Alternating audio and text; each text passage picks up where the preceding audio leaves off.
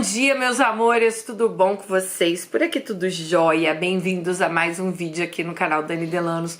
Mais uma história aqui no mundo gringo. Está um frio hoje que vocês não têm nem noção, gente, sério. Até dentro de casa tá frio.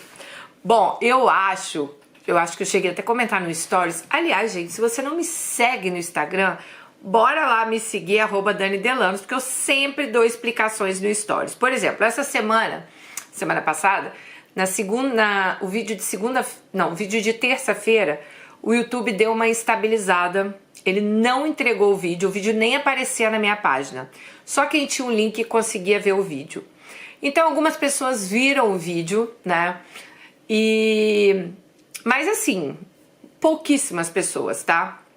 Acho que o vídeo ficou 5 horas, sei lá, no YouTube e 1000 pessoas viram. E o YouTube, então, ele não estava mostrando o vídeo na minha página, não entregou para os inscritos. Eu entrei em contato com o YouTube, realmente eles tinham um problema de instabilidade e tal. Então eu decidi tirar o vídeo do canal e colocar na quarta-feira. Aí muita gente nos comentários já veio falando: ah, mas eu já vi esse vídeo, ah, mas esse vídeo já passou.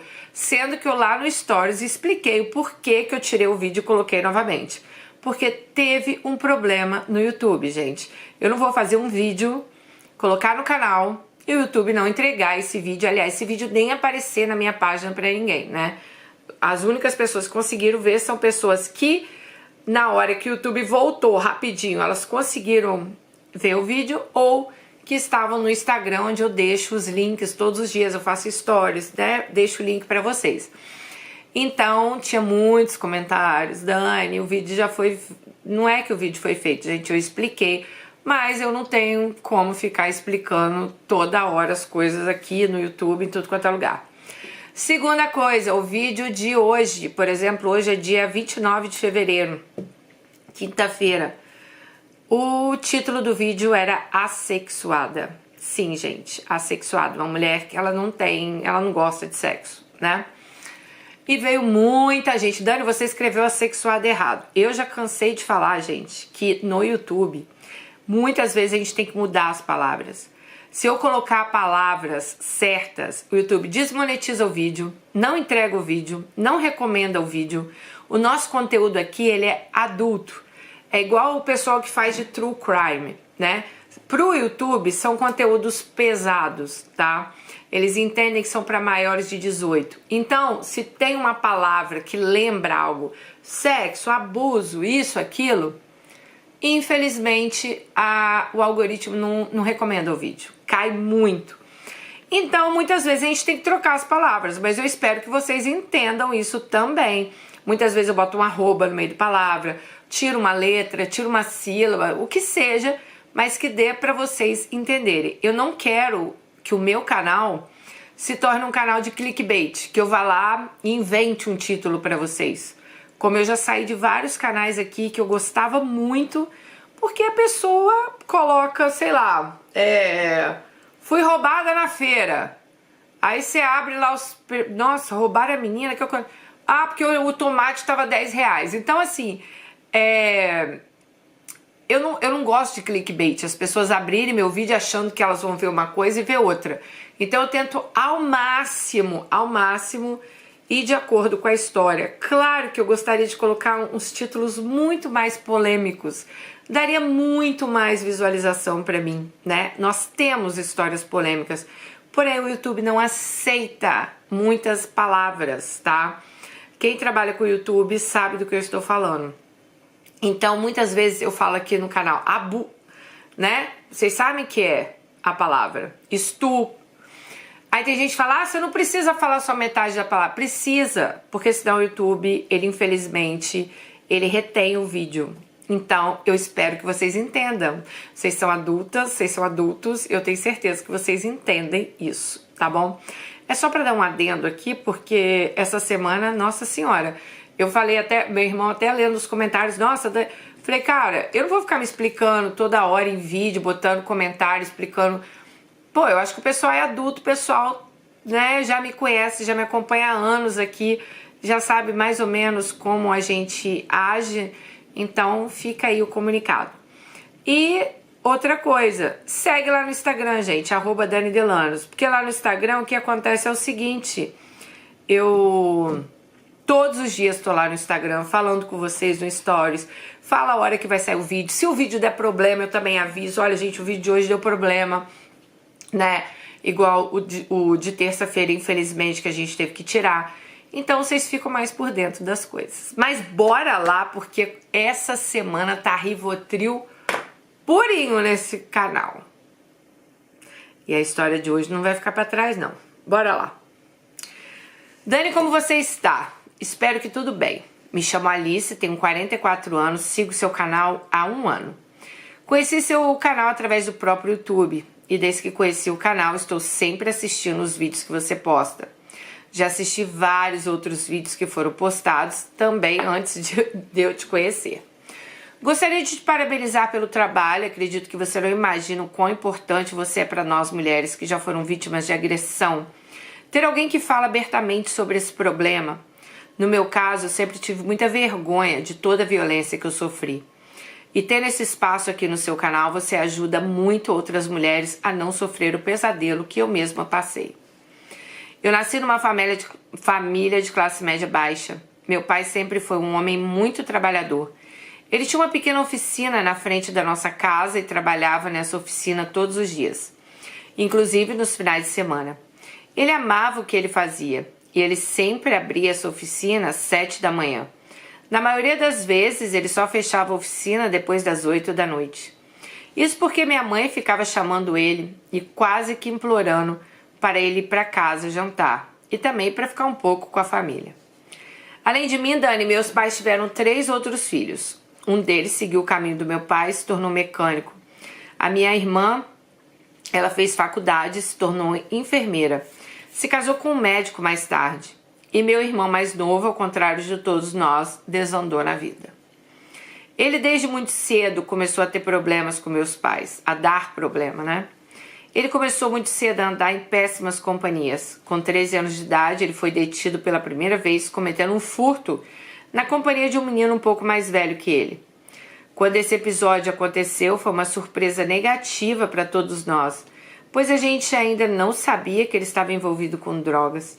Tanto que nesse dia especificamente que ele foi detido, era para ele estar na escola. Nesse dia que aconteceu isso, Dani, minha mãe estava no emprego dela. Ela trabalhava como supervisora numa grande padaria. Quando avisaram ela que meu irmão mais novo tinha sido detido, ela passou mal e o chefe teve que levar ela até um hospital para ser medicada. Esse meu irmão mais novo sempre foi o xodó da minha mãe, então ela protegia muito ele de todas as formas. E ela protegia até para que meu pai não batesse nele. Meu pai não admitia de jeito nenhum que o filho dele estava se tornando um vagabundo. Tanto que quando meu irmão estava com 16 anos, ele foi detido novamente numa operação policial numa comunidade próxima ao nosso bairro. Meu irmão, Dani, ele sempre estava nessa comunidade, mas ele sempre dizia para os meus pais que ele estava lá porque ele jogava bola com os amigos. Só que no dia que ele teve essa operação lá, ele foi detido e foi acusado de ser olheiro do tráfico. Além disso, ele estava com uma quantidade de drogas no bolso. Quando isso aconteceu, ele foi encaminhado para a antiga FEBEM. Ficou lá 5 meses. Não teve uma visita que minha mãe não fosse nesse período. Ela sempre levava lanche para ele, fazia questão de fazer ou comprar o lanche que ele pedia. Toda vez que ela voltava da visita, ela voltava arrasada porque meu irmão estava ali naquela situação.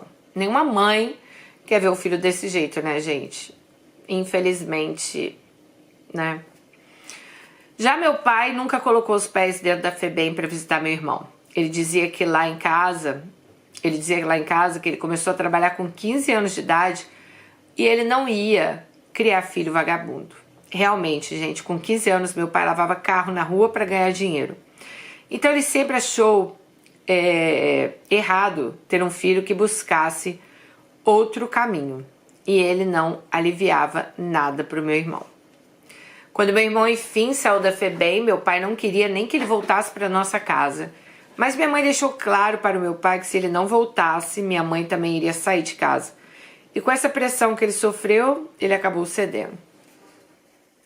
Assim que meu irmão voltou para casa, ele enfim parecia que tinha tomado jeito.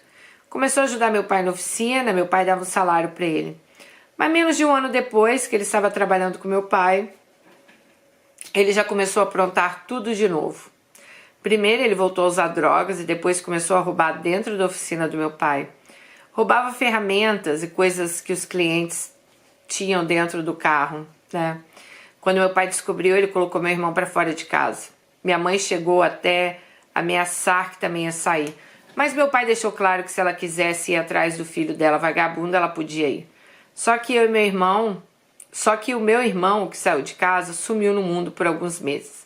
Até a gente receber a notícia que ele tinha sido assassinado numa tentativa de assalto. Quando isso aconteceu, o casamento da minha mãe e do meu pai chegou a ficar por um fio. Minha mãe passou a culpar meu pai pela morte do meu irmão. Eles não se separaram porque os meus outros irmãos conseguiram colocar na cabeça da minha mãe que meu pai não tinha culpa de nada e que meu irmão tinha traçado o próprio destino. Mas mesmo assim, daí no casamento deles balançou. Minha mãe adoeceu, com o tempo meus irmãos foram casando, só sobrou eu para cuidar dela. E por causa disso acabei demorando um pouco para começar a me relacionar com alguém. Até que conheci Geraldo. Nessa época eu tinha 26 anos e Geraldo 31. O Geraldo era caminhoneiro, ele era cliente do meu pai. Ele sempre levava o caminhão para o meu pai dar uma revisada. E como ele se tornou próximo da família, muitas vezes ele entrava na nossa casa para tomar café e bater um papo enquanto meu pai olhava lá o caminhão, né? Em um desses dias, ele entrou para tomar café e ele me chamou para fazer uma viagem com ele, pois ele ia entregar uma carga no Nordeste. Eu sempre sonhei conhecer o Nordeste. Como eu estava desempregada, aceitei o convite. A princípio, eu não sentia nada por Geraldo, só conversava mesmo com ele. Gostava de ouvir as experiências de viagem, mas não tinha um sentimento por ele de que me levasse a imaginar que iria acontecer algo entre nós. Só que nessa viagem tudo mudou. Antes mesmo da gente chegar no Nordeste, tínhamos trocado confidências no caminhão. E me abri para ele dizendo que eu era carente, que por todos os problemas do meu irmão eu acabei me isolando muito para tomar conta da minha mãe e acabei ficando muito tempo sozinha. Ele também me disse que por ele trabalhar muito e quase não permanecer em um lugar só, ele tinha muita dificuldade de encontrar alguém. E nessa longa viagem que fizemos, rodamos quase todo o Nordeste, acabamos ficando e eu comecei a me apaixonar por ele. Com o tempo que a gente estava juntos, ele me chamou para morar na casa que ele tinha. A promessa era diminuir o ritmo das viagens e ele ia priorizar as viagens mais próximas. Eu fiquei bastante balançada com o convite dele, mas ao mesmo tempo eu estava um pouco insegura. Só que ao mesmo tempo, Dani, eu era a única filha que ainda permanecia na casa dos meus pais. Então eu resolvi aceitar o convite de Geraldo e ir morar com ele. Só que mesmo meu pai se dando muito bem com o Geraldo, meu pai foi totalmente contra a eu ir morar com ele. Primeiro meu pai pontuou que nosso relacionamento era muito recente. Realmente nisso ele não estava errado. A gente só estava junto há 4 meses. Depois meu pai falou que era para eu abrir o olho, porque Geraldo trabalhava num caminhão, vivia viajando e tinha uma mulher em cada cidade. Falei com meu pai que isso era folclore e que Geraldo, nesse pouco tempo que a gente estava juntos, já tinha mostrado ser um cara fiel e honesto. Mas mesmo assim meu pai continuou falando no meu ouvido por mais algum tempo e deixou claro que era para eu ter certeza do que eu estava fazendo. Ele não queria ver filha dele voltando para casa largada pelo marido com o filho no braço para ele criar. Dani, meu pai sempre foi um homem muito sábio e trabalhador. Mas ele sempre reclamou demais das coisas. Ele sempre quis tudo muito certinho. E para ele, filho só podia sair de casa casando na igreja de véu e grinalda, igual a minha irmã. E como eu estava indo só morar com o Geraldo, ele não aceitava. Mas eu já era maior de idade, então resolvi passar por cima dos conselhos do meu pai. No início eu fui morar junto com o Geraldo, ele cumpriu tudo que prometeu. Ele parou de viajar para longe, viajava só para o interior do estado, no máximo alguns estados vizinhos. Nunca ele passava mais de uma semana longe de casa. Nesse período eu também comecei a trabalhar novamente e com o trabalho ocupava minha mente. Sabe que eu nem sentia direito a ausência de Geraldo? E além do mais, quando ele chegava de viagem, ele sempre compensava a ausência dele com muito beijos e carinhos. Só que com o passar do tempo, depois de uns 2 anos que a gente estava juntos, Geraldo começou a se queixar que ele estava ganhando pouco nos fretes para perto e que precisava ir para longe. Eu sonhava em ser mãe, ele me dizia que ele tinha que pegar fretes maiores, ganhar mais dinheiro para a gente realizar esse sonho. Só que o problema, Dani, é que ele viajava para lugares distantes e ele passava 1 mês fora de casa. Ele sempre dizia que não tinha carga para voltar, que as cargas apareciam era por lá mesmo. Então, tipo, Geraldo ficava lá, né, pelos outros estados. Só que com o tempo ele começou a voltar sem muita paciência. Ele não tinha mais tempo para mim. E mesmo passando 1 mês fora, ele sequer me procurava. Isso começou a me deixar incomodada. Eu questionava se estava tudo bem, ele falava que sim. Até que numa dessas viagens que ele fez, ele demorou mais de 2 meses para voltar para casa. Era Natal e Réveillon. E ele simplesmente alegou novamente que era problemas na carga. Quando ele voltou, eu cobrei a ele dizendo que não foi esse o combinado quando ele me chamou para morar com ele. E na mesma hora que eu disse isso, ele disse que estava arrependido. E eu perguntei do que ele estava arrependido. Ele, sem nenhuma cerimônia, disse que estava arrependido de ter me chamado para morar com ele. Que essa atitude dele foi um erro e o maior erro que ele já tinha cometido na vida. Imagina se eu ouvir isso, cara. Dani, eu fiquei sem palavras, comecei a chorar. Eu estava achando que ele ia falar que ele estava arrependido de ficar muito tempo fora de casa, né? E se não bastasse tudo que ele tinha falado, ele ainda teve coragem de falar na minha cara que ele tinha se apaixonado por uma mulher do norte do país e que eles estavam juntos. Quando ele me disse isso, eu falei pra ele que ele era um imbecil e que tinha me usado para brincar com meus sentimentos. Eu realmente amava ele. Nesse mesmo dia, arrumei minhas coisas, liguei para minha mãe e falei que estava voltando para casa. Quando voltei para casa, eu estava me sentindo a pior mulher do mundo. Eu estava arrasada, dilacerada, só que mesmo assim meu pai não teve pena de mim e falou um monte de verdades no meu ouvido. Disse que eu tinha sido muito precipitada e que estava na cara que mais cedo ou mais tarde eu ia levar um chute no meio da bunda. Esses homens que vivem na estrada nunca priorizam a família. Disse ainda que ele sentia vergonha de saber que a filha dele, com meia dúzia de palavras, conseguiu ser enganada por um homem. Eita. Dani, o pior é que meu pai não falou no meu ouvido só no dia que eu voltei, não. E sim, em vários dias, né? Bom, eu fiquei muito pra baixo, né? E mais vulnerável ainda. Isso, né, gente, foi uma porta aberta ali para que ela arrumasse qualquer homem e decidiu o seguinte: tenho que sair de casa. Bom, depois que eu fui colocada pra fora da casa de Geraldo, eu fui muito mal recebida pelo meu pai na nossa casa. Então eu comecei a sair com as minhas colegas de trabalho. Depois do expediente, a gente sempre ia para um barzinho.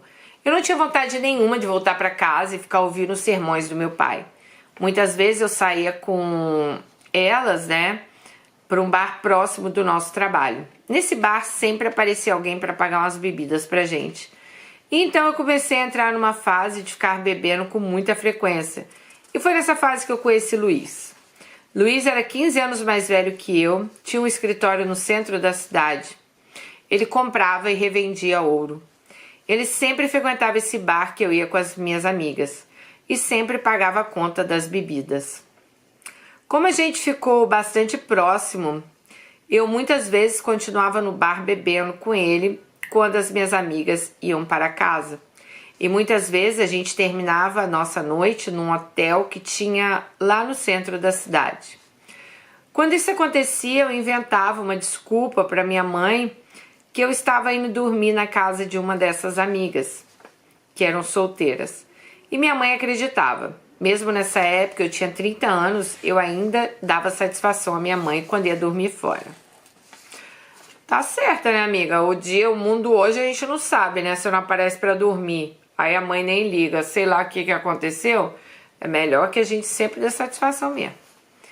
Em uma dessas noites, eu dormi com o Luiz no hotel e descobri que ele fazia uso de cocaína. Na hora que eu vi ele usando, fiquei muito assustada. Mas ele me tranquilizou, disse que aquilo não fazia efeito nele. Então pra que ele usava? Que o único efeito que fazia nele que ele sentia uma enorme vontade de transar. Realmente no início do nosso relacionamento, aquele homem tinha uma disposição enorme. Mas acredito que ele devia tomar outra coisa junto para ter aquela disposição toda. Quem sabe um viagrinha, né, amiga? De tanto ver aquele homem usando cocaína, nas vezes que a gente saía, eu acabei experimentando e gostando. Comecei a usar então com frequência, todas as vezes que saía com ele. Com o tempo acabei me prejudicando e fui demitida do trabalho, pois eu comecei a faltar. Eu e Luiz, a gente não tinha limites. Muitas vezes de manhã cedo eu ainda estava usando. Ele também, eu estava ali acabada na cama. Ah, meu Deus. Amiga, você não teve o exemplo do seu irmão ali, não? Quando aconteceu minha demissão, fiquei apavorada, pois desde que eu tinha sido abandonada por Geraldo, eu ajudava em casa. Como parei de ajudar e continuava a sair quase todas as noites, meu pai começou a desconfiar que eu estava envolvida com alguém. Resolvi apresentar Luiz para os meus pais, só que a reação do meu pai foi a pior possível. Assim que Luiz foi embora lá de casa, meu pai falou que aquele homem não era homem para mim, que ele tinha cara de bandido e malandro. E meu pai me deu o ultimato, se eu fosse continuar com um cara desses, era melhor eu sair de casa. Como o Luiz já tinha me chamado para morar com ele no apartamento dele, resolvi pegar minhas coisas e ir para casa dele. Nos primeiros dias foi tudo ótimo, o Luiz me tratou bem, mas um tempo depois ele começou a me mostrar um lado muito ciumento e possessivo. A primeira demonstração de ciúmes dele foi quando eu comecei a procurar emprego. Me arrumei para ir numa entrevista de emprego no supermercado. Quando ele me viu com aquela roupa, ele começou a falar no meu ouvido que a minha calça estava justa, que estava parecendo que eu estava indo fazer uma entrevista num puteiro. A princípio, eu até ri, achando que ele estava brincando. Mas ele só deixou eu ir na entrevista quando eu realmente mudei de roupa. Ai, ai. Só que Daniel, ao invés de eu ligar o sinal de alerta, eu fiquei achando que ele estava me valorizando. Esse que é o problema, amiga. Esse que é o problema. Então eu achei que ele estava me valorizando e cuidando de mim. Não fiquei chateada por ter que mudar de roupa. Depois que eu fiz essa entrevista no supermercado, fui selecionada para a vaga. E quando eu fui contar para ele, eu estava feliz da vida, né? Pois eu tinha arrumado um emprego. Ele falou então que ele não ia deixar eu assumir essa porcaria de vaga e que ele não tinha me levado para casa dele para eu ficar trabalhando fora. Nesse dia tivemos uma discussão. Ele me agrediu pela primeira vez, deu um tapa na minha cara. Depois que ele me deu esse tapa, ele me pediu desculpa, disse que só tinha feito aquilo porque ele me amava muito e me achava uma mulher linda. Então ele tinha ciúmes de me ver trabalhando fora. Tá de vomitar, só de ouvir. Mesmo eu tendo ficado bastante abalada com aquele tapa, eu sequer cogitei voltar para casa, pois meu pai tinha deixado claro, quando eu saí de casa, que ele não me aceitaria lá novamente, se eu fosse abandonada por um outro homem. Dani, depois desse tapa que eu tomei do Luiz, resolvi não bater de frente com ele. Então eu não assumi a vaga. Ele me prometeu que me ajudaria financeiramente. Só que isso só aconteceu nos 3 primeiros meses. Esse também foi o tempo que ele voltou a ter para me agredir novamente. Nesse dia que ele me agrediu novamente, a gente passou a tarde do sábado bebendo num bar. Voltamos para casa, o homem chegou transtornado. Disse que eu fiquei dando em cima de um cara no bar. Eu disse a ele que eu não tinha dado em cima de ninguém, que eu só estava dançando na roda de pagode. Luiz... tinha um cara dançando na roda lá, ela falou, né? E Luiz falou que eu tava olhando pro cara. Nessa hora ele começou a dizer que eu tinha exposto ele ao ridículo e começou a puxar meu cabelo e dar soco na minha cara. Com muito custo consegui desvincular dele. Me tranquei no quarto. Comecei a chorar copiosamente. Ele ouviu meu choro, começou a bater na porta, Pediu desculpas, dizendo que me amava, que ele só tinha feito aquilo porque ele tinha medo de me perder. Acabei cedendo.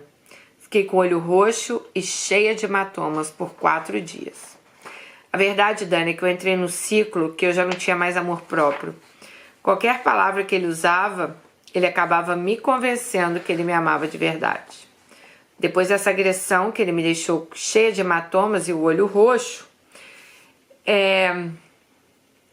eu falei com ele que ele não iria encostar mais em mim e que eu ia procurar um trabalho. Então ele acabou aceitando que eu procurasse um novo trabalho. Só que todo trabalho que eu arrumava ele menosprezava, dizia que aquela vaga não ia dar pra nada, tipo meu salário que era pouco. Então ele ficava menosprezando ela. Depois desse acontecimento, ele ficou quase 2 anos sem me agredir. Principalmente depois que ele começou a frequentar um grupo de ajuda para parar de usar drogas. Só que depois desse tempo ele começou a usar novamente e ficou agressivo. Bom, e um dia nossa Alice saiu com uma amiga, foi dar uma volta no shopping e não avisou ao Luiz. Eu já tinha perdido esse costume de ficar dando satisfação a ele, já que ele estava bem. Só que nesse dia, quando eu cheguei em casa, ele estava transtornado.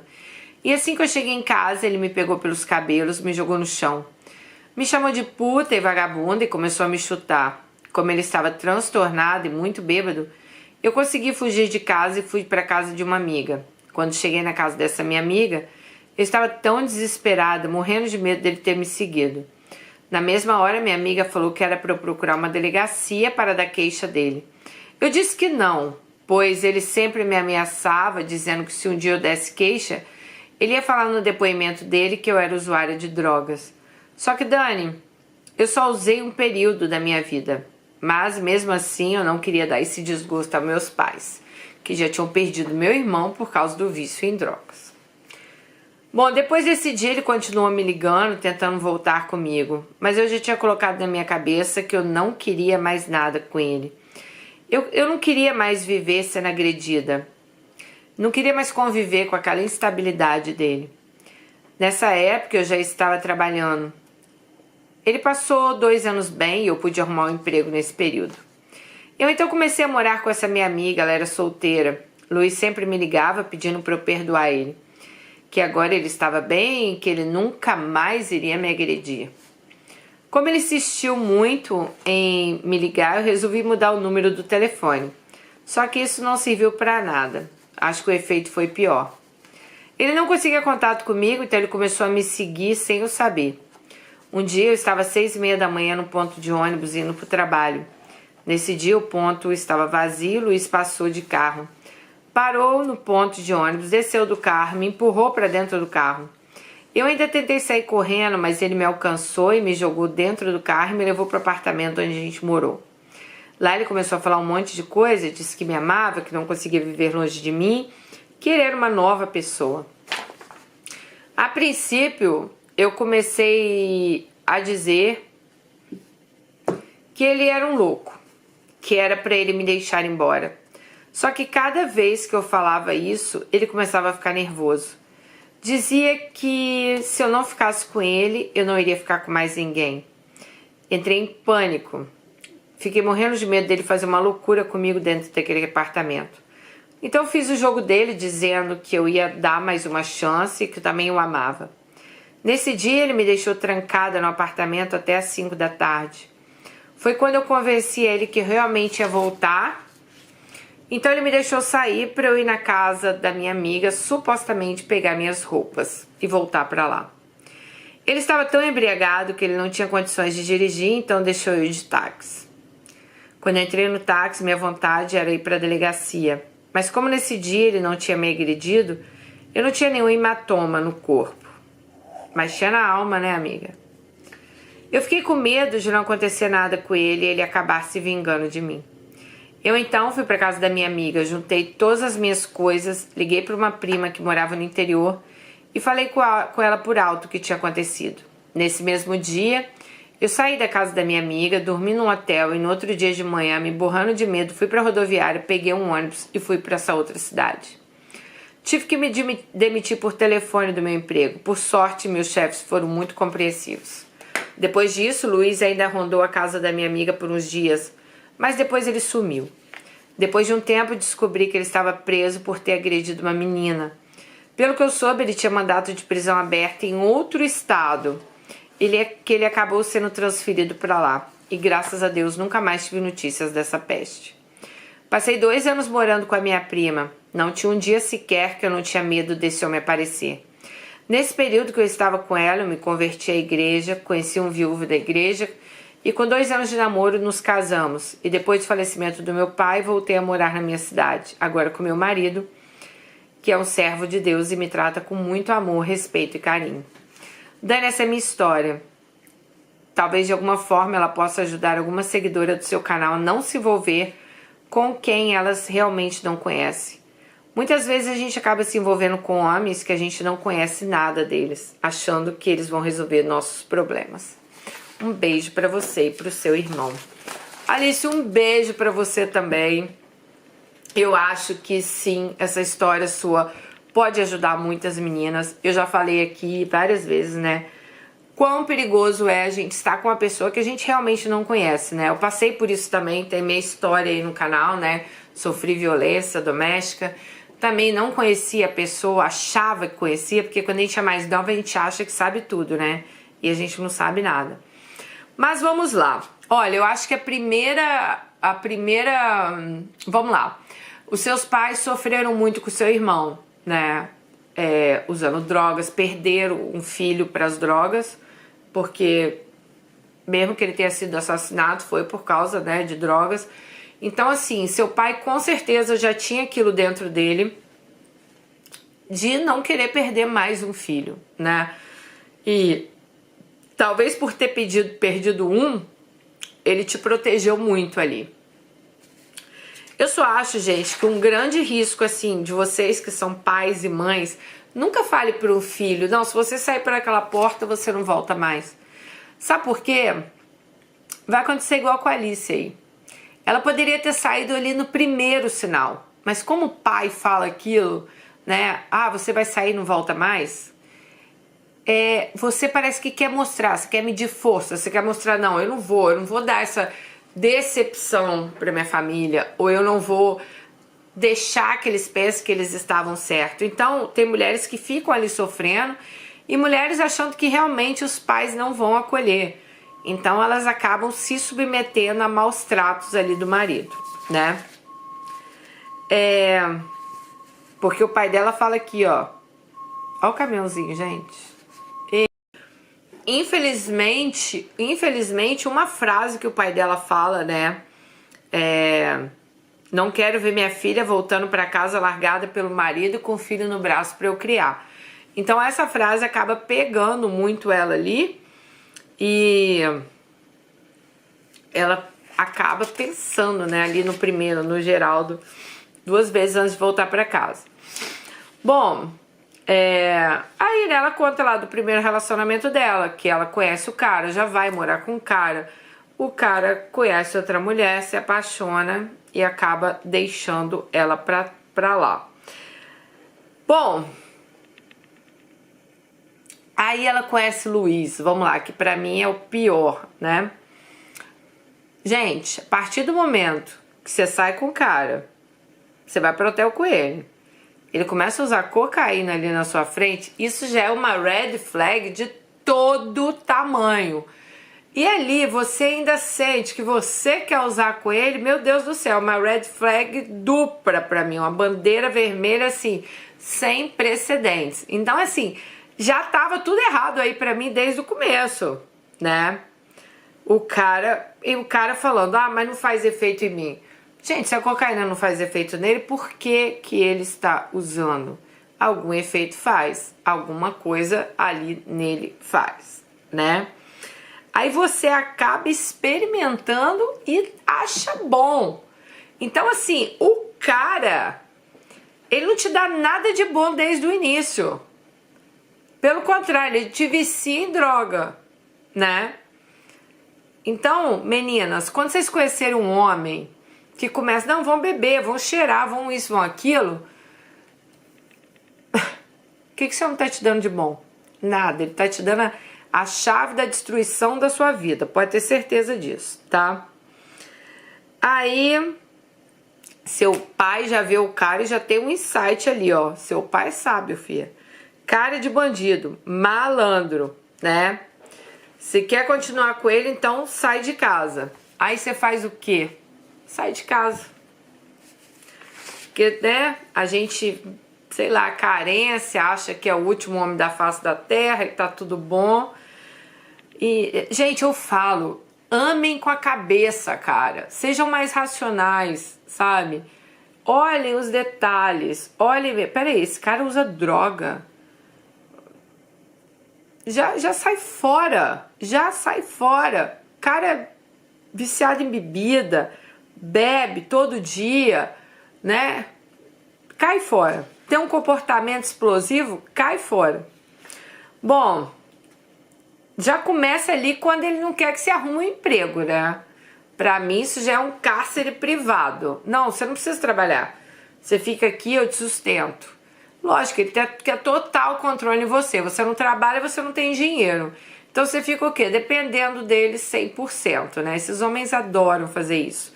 Aí você fica ali dependente dele 100% realmente, né? Você fala que no início você achava que ele estava te valorizando e cuidando. Esse é um problema muito sério. Mulheres acharem que esses caras estão valorizando, cuidando delas. Olha, eu não quero que você vá na academia porque, nossa, eu não quero que ninguém olhe para você. Eu não quero que você arrume um emprego porque eu não quero que ninguém, né, te distrate, que você não se canse. Vocês têm que ver que o homem que faz isso, gente, ele tá querendo assim, ó, te colocar dentro de uma jaulinha. Isso não é amor, tá? Isso não é amor, que fique bem claro para vocês. Isso não é cuidado. Isso é abuso. A partir do momento que você não pode fazer as coisas que você quer na sua vida, porque uma outra pessoa tá falando que não, que você não deva fazer, sai fora desse cara. Bom, aí você apanha a primeira vez dele. Aí você vai lá e o quê? Você não tem coragem de voltar para casa, porque você já lembrou que seu pai falou. Não quero filha minha voltando para casa. Por isso que eu falo, gente, tem que deixar as portas abertas. Nós todos vamos errar nessa vida, né? A gente vai errar. E não adianta vir gente aqui querer dar sermão, que é sabichão, que, nossa, como é que teve isso? Todo mundo erra. Aliás, a vida, a gente tá aqui para errar, para aprender. E a gente só aprende levando na cara, né? Levando na cara no bom sentido, tá, gente? A gente só aprende, não digo de tapa, né? Eu digo levando na cara, assim, quebrando a cara, muitas vezes, né? Então, não é pecado não errar. Não é errado não errar, tá? Mas a gente tem que aprender com nossos erros. A gente tem que ver uma situação aconteceu, não quero que aconteça novamente. Então, eu, por exemplo, eu já fui muito romântica. Nossa, gente, vocês não têm noção. Já falei pra vocês, eu conheci um cara hoje, eu já imaginava a gente se casando, tendo filhos, né? Então, assim, eu acho que eu tinha uma carência tão grande, sei lá, dentro de mim, né? Principalmente depois que meu pai morreu, eu achava que eu tinha uma carência tão grande que ninguém olhava pra mim, ninguém cuidava de mim, ninguém queria eu, tal. E que eu me apegava na palavra de outras pessoas, né? Então eu sempre ficava imaginando aquele conto de fadas, aquela pessoa maravilhosa que ia chegar na minha vida, ia cuidar de mim, ia me amar, me respeitar, né? E infelizmente isso não aconteceu, né? Assim, da forma que eu gostaria. Eu tive que, infelizmente, me ferrar muito para que isso acontecesse. Eu tive que aprender para que isso acontecesse. Só que cada vez, e também não aconteceu só uma vez não de eu me ferrar, aconteceram várias vezes, tá? Mas cada vez que eu quebrava a cara, eu acho que aquilo começava a fazer sentido dentro de mim. Não, peraí, tem alguma coisa errada. E muitas vezes eu não enxergava também onde estava o erro, tá, gente? Muitas vezes eu achava que o erro era eu. Nossa, o cara me chifrou porque a culpa era minha, talvez eu não fui, né? Vamos falar o português, claro. Nossa, será que eu não fui gostosa o suficiente para ele? Será que eu não estava fazendo direito como ele queria? Né? Será que a outra é mais bonita que eu? Será que a outra tem um corpo melhor que o meu? Então eu sempre me colocava para baixo. O cara me traía e eu achava que a culpa era minha, porque eu não era suficiente boa para ele. Então, até eu entender esse processo, que eu sim sou maravilhosa, que a pessoa que está do meu lado tem que me tratar bem sim, eu também demorei para entender esse processo, tá? Então, eu espero que vocês também entendam, que vocês também se dê essa chance de se elevar na vida, crescer e serem mais racionais, porque quando a gente pensa muito com o coração, né, muitas vezes a gente se ferra. O cara tá lá, ó, batendo, ai, desculpa, não é isso que eu queria fazer, e a mulher tá perdoando. E muitas pensam assim, não, realmente ele me bateu porque eu fiz alguma coisa. O que eu fiz?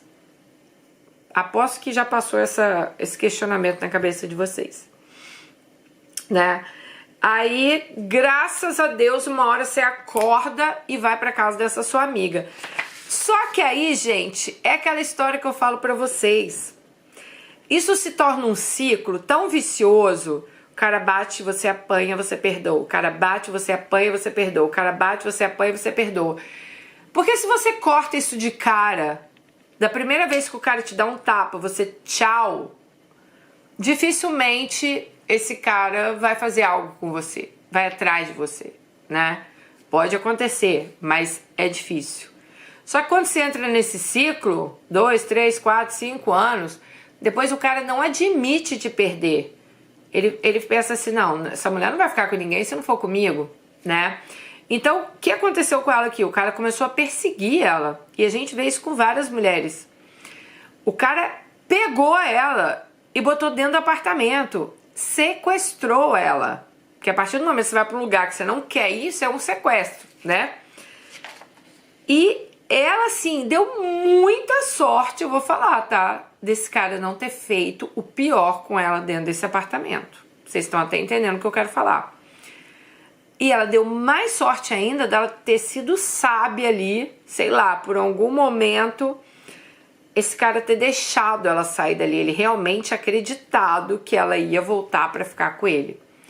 E olha, amiga, você foi mais sábia ainda de ter saído da visão desse cara, do campo de visão dele. Foi o que eu fiz em Londres, peguei minhas coisas e tchau. Porque se eu tivesse ficado ali, nossa senhora, eu seria perturbada por muito tempo ainda, né?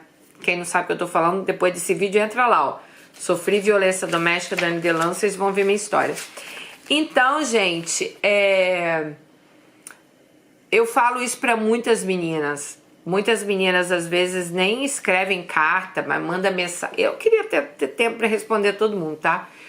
Mas muitas meninas me escrevem carta, me mandam mensagem. Aliás, gente, tô até pensando em fazer algo nesse estilo. Me deram uma ideia, assim, sabe? Pelo Hotmart, você pode ter momentos de conversa. Não sei. Eu tô pensando em fazer algo desse estilo aí, né? Não sou psicóloga, não sou terapeuta, mas sou uma ótima ouvinte e acho que eu sou uma ótima conselheira, né?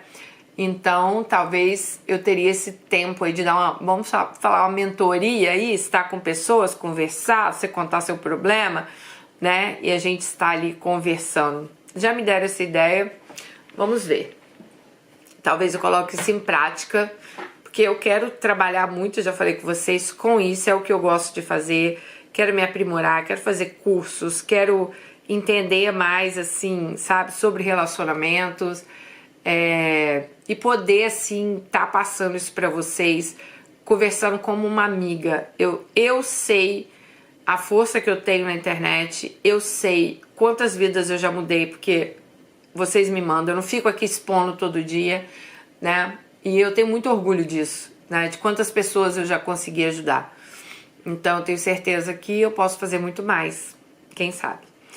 Mas então, assim, como eu falo pra vocês, suma do campo de visão dessa pessoa.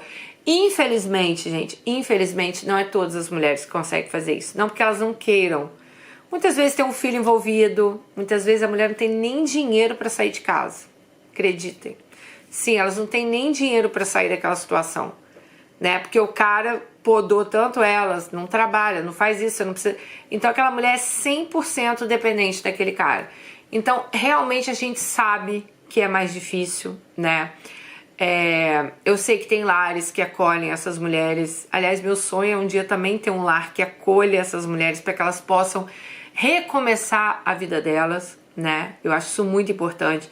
Você dá a chance dessas pessoas recomeçarem a vida. Mas infelizmente muitas vezes a gente não consegue fazer isso, né?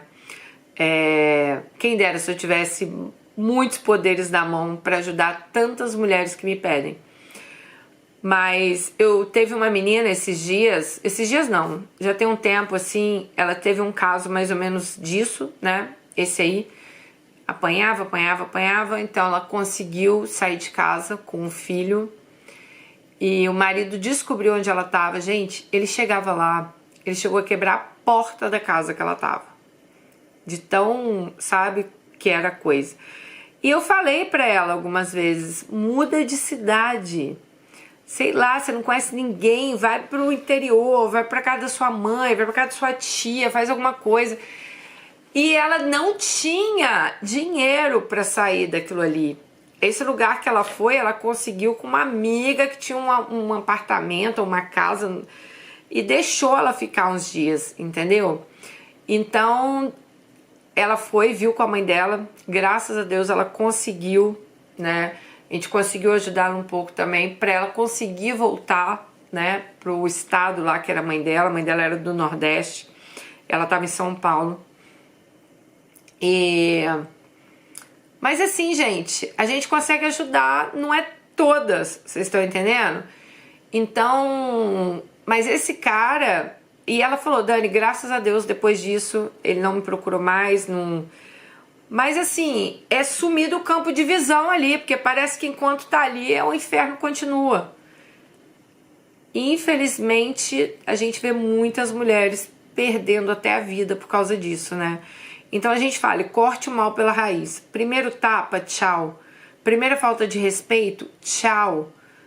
Gente, isso é muito sério. Isso é muito sério.